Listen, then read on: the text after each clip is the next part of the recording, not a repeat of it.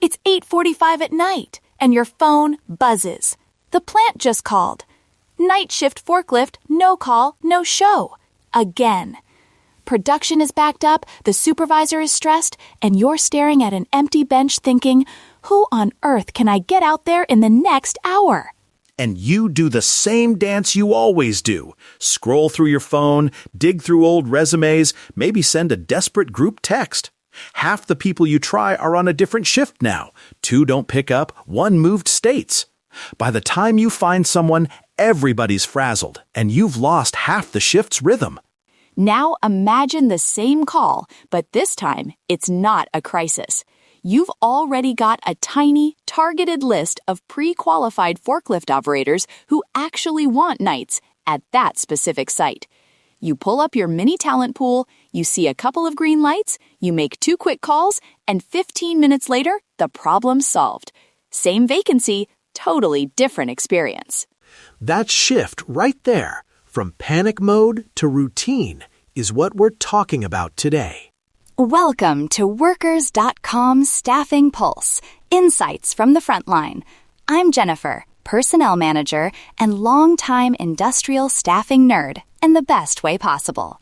And I'm Sam, Staffing Manager and your fellow veteran of warehouse rush orders and 5 a.m. supervisor calls. Today, we're breaking down mini talent pools, how to build a ready bench for your toughest roles, so you're not starting from zero every single time something urgent pops up. We're going to keep this very practical. By the end of this episode, if you're an employer or a staffing pro, you'll have a 3-step framework you can start in a week. And if you're a job seeker, you'll know how to get into these pools so you get faster calls and better fit assignments without burning bridges. Let's jump right into the core problem, because if you're listening to this, you've probably felt it in your bones. The truth is, in warehouses and plants, it's the same roles causing the same fire drills again and again. Night shift forklift, sanitation, weekend machine operators, late shift line leads. These are not new surprises. They're repeat offenders. Exactly. But because we treat every one of those openings like a brand new emergency, we end up with constant scramble hiring. That has a ripple effect. Coverage suffers, supervisors start making compromises on fit, safety corners might get tempted, and your recruiters and HR teams burn out from living in crisis mode. And for job seekers, that chaos doesn't feel great either. One week, they're getting frantic calls about a shift they never asked for. The next week, it's radio silence. It feels random, even if behind the scenes the team is just overwhelmed and reactive. So the core issue isn't just these roles are hard, it's that we don't have a warm bench. There's no small, ready group of people who've already raised their hand for these specific roles and are mostly pre-qualified. So every time, we're rebuilding from scratch. Mini talent pools are a way to break that cycle. Not a massive database, not a fancy AI platform, just small, intentional clusters of candidates around your most painful roles that you keep genuinely warm with light, consistent touchpoints. So let's get into the how. Step 1 is simple on paper, but most folks skip it when they're busy. Pick your problem roles. If you're an agency or an internal HR team, you don't need a big analyst project. You can literally sit down with a notebook or a quick spreadsheet and ask 3 questions. 1. In the last 60 to 90 days, which roles have we backfilled the most? 2. Where are we seeing the most no-shows or same-day call-offs? Be honest about the shifts and sites that keep biting you. And 3. When a rush order drops from a client or from production, which positions cause that uh-oh feeling in your stomach because you know they're going to be difficult? Once you've answered those, you'll probably see a pattern right away. Maybe it's night shift forklift and sanitation on weekends. Maybe it's that one line lead role that only 3 people in your whole city seem to want. Here's the key. Do not pick 10 roles. You will burn out and prove to yourself that this doesn't work. Start tiny. 2 or 3 roles maximum. Think of these as your high-pain, high-impact roles. And the same logic applies for job seekers who are listening. Ask yourself, what are the roles that staffing agencies keep calling me for? What do I have experience in that's always in demand? Those are often the roles they'd love to build a pool around, and you can lean into that instead of fighting it. All right, you've picked your 2 or 3 problem roles. Step 2 is to define the success profile for each one. This is where so many pools fall apart, because forklift operator could mean 10 different things depending on the site. Yeah, I always joke, do you mean walkie rider forklift, sit-down propane, or just a really strong pallet jack? So for each mini pool, you want to get specific. Let's use night shift forklift as an example. Write down what exact equipment are they using. Sit down, stand up, reach truck. What certifications are non-negotiable? What level of experience actually works at this site? 6 months? 1 year? More? Then layer in the soft skills and realities. Is this a low-light environment where attention to safety is huge? Is the culture fast-paced but independent, where you need people comfortable working with less direct supervision? Is the shift truly 11 p.m. to 7 a.m., or is it more like it says 11 to 7, but realistically you're staying until work is done? You also want to be painfully honest about the parts that make people quit.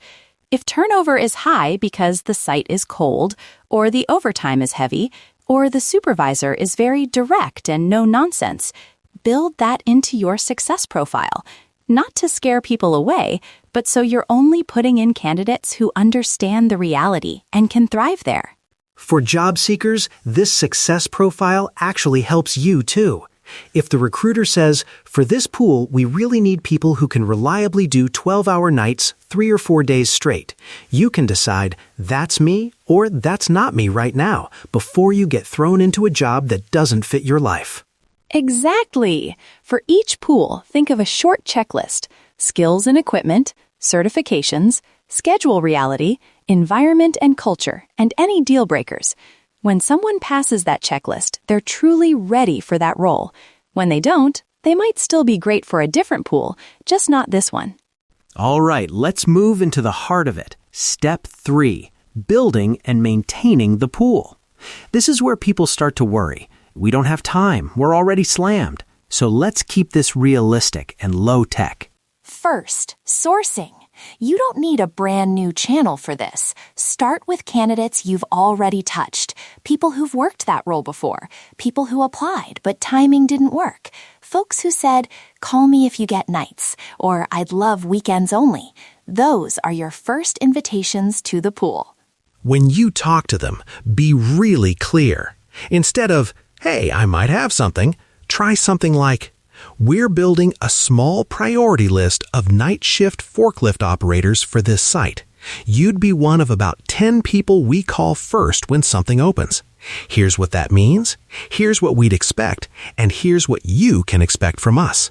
Then you lightly pre-screen them against that success profile, confirm certifications, double-check shift flexibility, ask about transportation and distance to the site. You're not doing a full hour-long intake for 20 people. You're doing focused 15-minute conversations with maybe 5 to 10 people per pool to start. On the tech side, use whatever you already have. In your ATS, that might mean a simple tag like Pool, Forklift Nights, Plant A, or a shared spreadsheet with name, best contact method, last touch date, and notes on preferences. This doesn't have to be a custom software project. The magic is in keeping the pool warm. That doesn't mean spamming them. It means a predictable, light cadence. Maybe every 2 to 3 weeks, someone from your team sends a short personal text. Hey, Carlos, quick check-in. Are you still open to night shift forklift at Plant A over the next month? When they reply, update your notes. If Carlos says, actually, I switched to days at my current job, great. Move him out of that pool and maybe into a different one. Warm pools only work if they reflect real, current availability. And here's a habit that really pays off.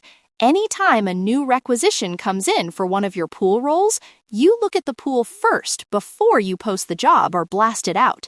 Even if you still advertise, you always give your pool the first call. Over a few weeks, your brain starts to trust we have a bench for this instead of instantly flipping into panic mode. Now, let's flip to the job seeker perspective for a minute, because this is where mini talent pools can quietly make your life a lot better. If you're a worker in warehouse, manufacturing, or skilled trades, being in a mini talent pool means you're on a short list. It means when a job opens that fits your profile, you're among the first calls, not the 100th applicant in a pile. It also gives you a safer way to test different sites or shifts. Maybe you're curious about nights because the pay is higher, but you're not sure you'll like it. Being in that night shift pool might let you do a short assignment, get a feel for it, and then decide if you want to stay, switch, or go back to days without burning any bridges. So, how do you get into one of these pools? You don't have to wait for a recruiter to use that exact phrase. Here's a simple question you can ask during an interview or even on a quick screening call. Are there any roles or shifts you always need people for that match my experience? If so, can you add me to your priority list for those? You can also keep them updated without sounding demanding. For example, send a text that says, "Hey, just a quick update. I'm now available for weekend shifts again, and I'm still interested in sanitation or forklift on the south side." Short, specific, respectful. That helps the recruiter keep you in the right pool. And if something changes, childcare, school schedule, a second job, tell them. Don't disappear. Say, "My hours just changed. I can't do overnights right now, but I'm open to early mornings." That honesty is what keeps you in good standing and makes it more likely they'll call you first when the right thing opens up. All right, let's bring this together with some concrete action steps, because we want you to be able to use this right away. If you're an employer or staffing pro, here's your one mini pool to start this week. Step 1. Pick a single high-paying role. Just one. Maybe it's night shift forklift at your busiest site. Step 2. Define a one-page success profile. Skills, certifications, shift reality, environment, and deal breakers. Step 3. Invite 5 to 10 candidates into that pool. Use people you already know first. Give them a clear explanation of what the pool is and what they can expect. Step 4. Tag them in your system and set a recurring reminder every 2 to 3 weeks to send a short check-in text or make a round of quick calls. For job seekers, here's your one question to ask this week. The next time you talk to a recruiter, say, "Based on my experience, is there a priority role or shift you always need people for? If yes, how do I get on the list to be called first when something opens?" That one question can put you at the front of the line instead of the back. Let's recap the 3 big ideas before we wrap up. First, the core problem isn't just hard-to-fill roles, it's the lack of a warm bench. Without many talent pools, every vacancy feels urgent and chaotic, and everyone pays the price: coverage, safety, and your team's energy. Second, you don't have to boil the ocean. Start with 2 or 3 problem roles. Define what success really looks like for each, with clear skills, certifications, schedule realities, and soft skills, so everyone knows what ready truly means. And third, build and maintain small, realistic pools. Use the candidates you already have, tag them simply, and keep them warm with light, consistent check-ins. Over a few weeks, you'll start to see the payoff in faster fills and calmer nights. Thanks for spending a few minutes with us today. Here's to fewer 9 p.m. fire drills and more calm, predictable coverage at your sites. This has been Workers.com Staffing Pulse. Until next time.